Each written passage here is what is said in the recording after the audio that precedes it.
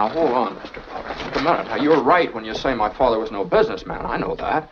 Why he ever started this cheap penny-ante building and loan, I'll never know. But neither you nor anybody else can say anything against his character, because his whole life was spent in the... In the 25 years since he and Uncle Billy started this thing, he never once thought of himself. Isn't that right, Uncle Billy? He didn't save enough money to send Harry to school, let alone me. But he did help a few people to get out of your slums, Mr. Potter. And what's wrong with that? Here, you're all businessmen here. Don't it make them better citizens? Doesn't it make them better customers? You said, what did you say just a minute ago? That they had to wait and save their money before they even thought of a decent home? Wait for what? Until their children grow up and leave them? Until they're so old and broken down? Do you know how long it takes a working man to save $5,000? You just remember this, Mr. Potter, that this rabble you're talking about, they do most of the working and paying and living and dying in this community.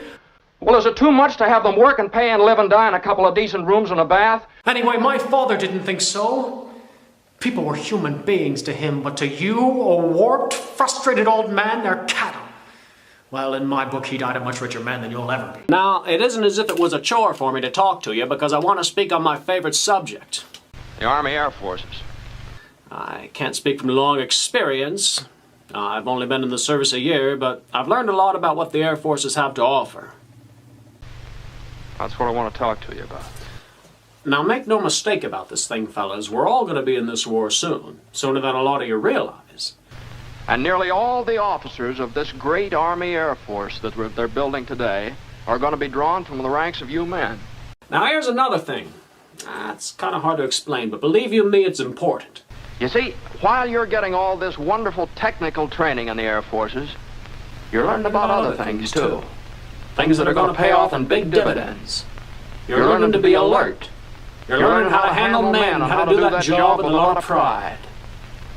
Yeah. You're learning about courage, too.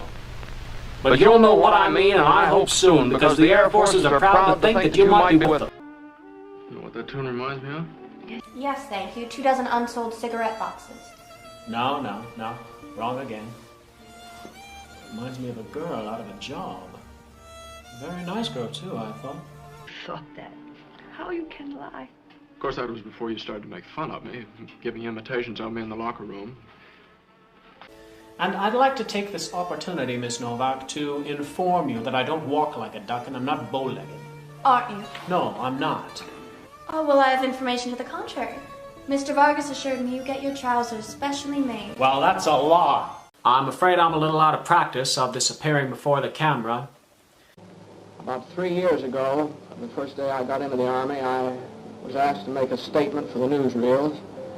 And as I remember it, I said, I'm very proud to be here, and I'm going to do my best to be useful as a soldier in the United States Army.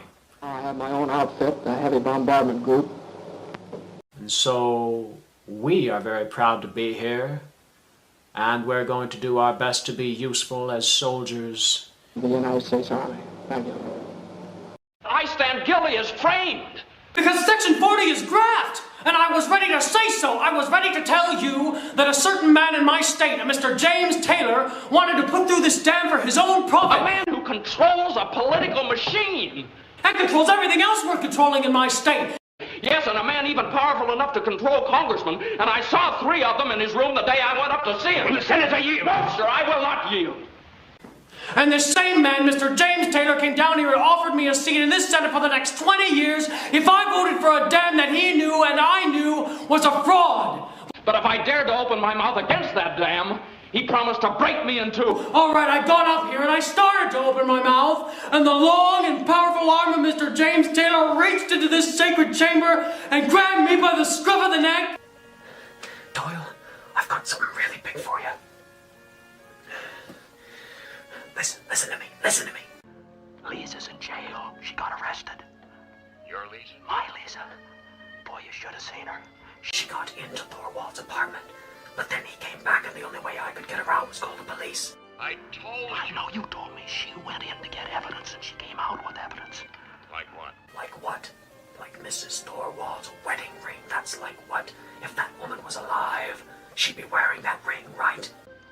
A possibility, it's a fact. He killed a dog last night because the dog was scratching around the garden. You know why? Because he had something buried in that garden that the dog scented. Like, I don't know what pet names Thorwald had for his wife, but I'll tell you this. All those trips at night with that metal suitcase, he wasn't taking out his possessions because his possessions are still up in the apartment.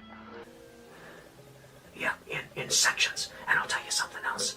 All those telephone calls he made were long distance. All right.